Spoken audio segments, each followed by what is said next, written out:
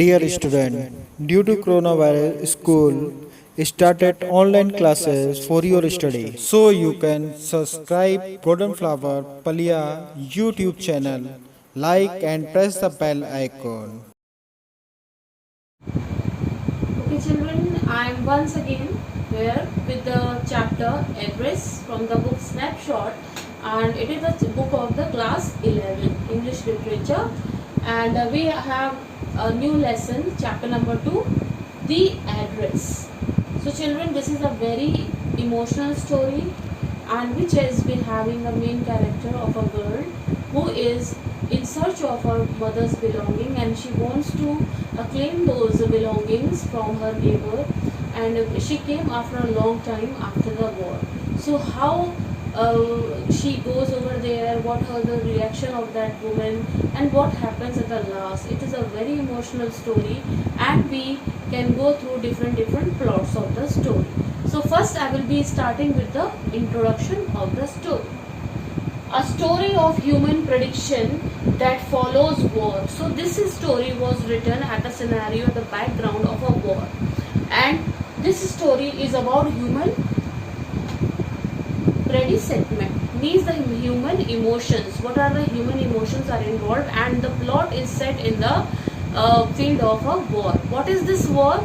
This war is something that at the time of the Hitler, we have studied in the history books also in class 9, that it was the time of the Hitler when there was a war between the Christians and the Jews, and there were concentration camps where Hitler threw the Jews, put the Jews into the gas chambers, and they were killed by the poisonous gases, and how they were treated and tortured by these Hitler Nazis. Okay children, so this was the scenario of that time when this story was written.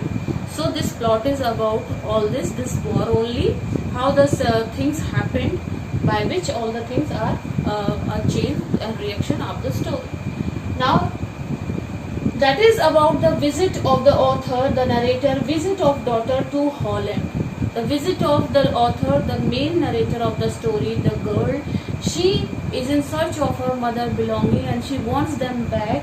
She visits to Holland for her, where it was her previous home, where she in the childhood she lives with her mother, and she remembers the address, what her mother had told the address, and she goes to the address by train to Holland in search of the things. So she is in search of the mother belongings after war. The war is over now, the people are now safe, and now the mother is no more. So the narrator, the girl, she wants to take back her mother belongings which they have given at that time, at the time of war, to their neighbor Mrs. Dodley. So how the story starts, we will come to know. When the narrator goes to Holland and she goes to the same address, what was the address? 46 Macron Street. She receives a very cold reception by Mrs. Dodling. She is not received very in a good way. She gets very cold vibes. What happens when she reaches 46 Macron Street, the address which she remembers very well, and the address that has been given by her mother, and she goes to the same address. What happens?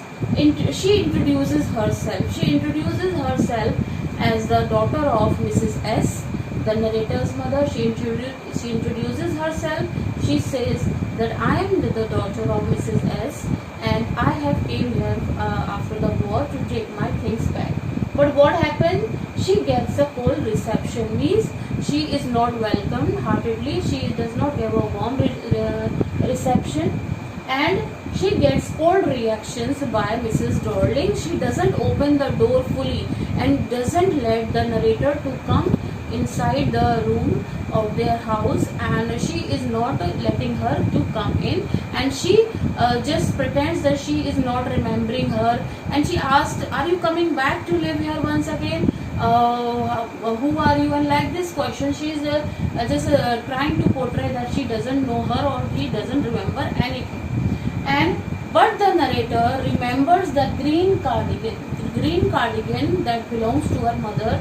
Now Mrs. Dodling was wearing it. She remembers the same wooden buttons on it, and she is confirmed that she has came to the same address, what the original, the correct address she has just came. And The Mrs. Darling then doesn't let her to come in, and she says, you should come some other time. Now I am busy, you should come some other time. And she closes the door on her face. She doesn't welcome her into the house. She closes the door, and narrator reads the nameplate once again. So narrator is a bit confused, and she confirms at looking at the nameplate of the address 46 McCrory Street, and she is confirmed, she is sure that this is the correct address. But Mrs. Darling is acting very weird this time, so there is no option left for her, the narrator. She leaves the place and she goes back to her city, her house, and she is not able to take the things and to talk about the belongings of her mother.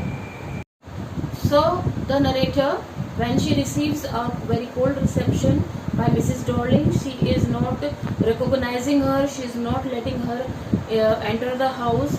So the narrator loses the hope, and she goes back to the station, and she is not she is not able to achieve the goal that she wants her things back, so she goes back silently. Now while she was walking away to the station, what happens? Memories of the previous days. Now when she has gone to her house and she is just remembering the old days, what she recalls? She walked back to the station, lost in memory. She was walking towards the station. She was lost in memories. She was remembering all that event, what happened in her childhood, what she remembers about Mrs. Darling and her mother, and actually what happened. She recalls each and everything. So she recalls mother gave the address years ago. When the mother died, she gave the address of Mrs. Darling years ago to the narrator, so that one day when she grows up, she is safe and she has a house of her own. She could take those things back to her as a sign of love and affection from her mother's things of the belongings. Now noticed various things missing in the room. So she goes to her mother's house and she sees so many things, expensive things, nice things were missing, and where these things have gone, she remembers each and everything from the child. She recalls that Mrs. Darling was an old acquaintance, was an old friend, old neighbor, which her mother knew very well, and at the time of war, Mrs. Darling suggested that you are a Jew, you should save your life and your daughter's life, and you should go from this place, and I will take care of your house and your valuable things. So her mother truly believed Mrs. Darling, and she relied on her. So she gave her her valuable things, her silver and other things, cutlery, to Mrs. Darling's.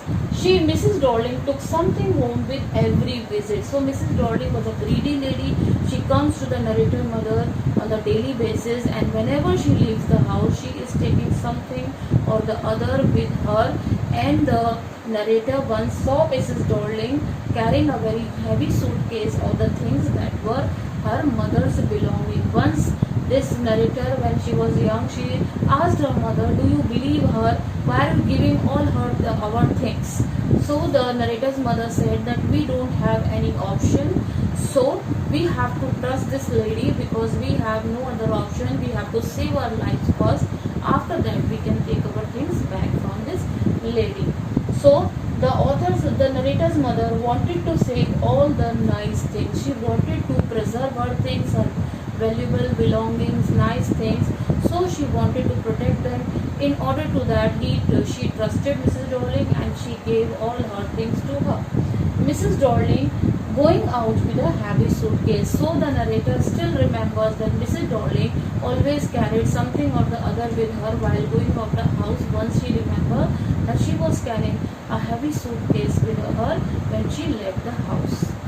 Saw her face, so the narrator, when she was a very small girl, she remembers Mrs. Darling's face and the address that was given by her mother. So these were the things that she was remembering, that were the memories of the narrator of the previous days.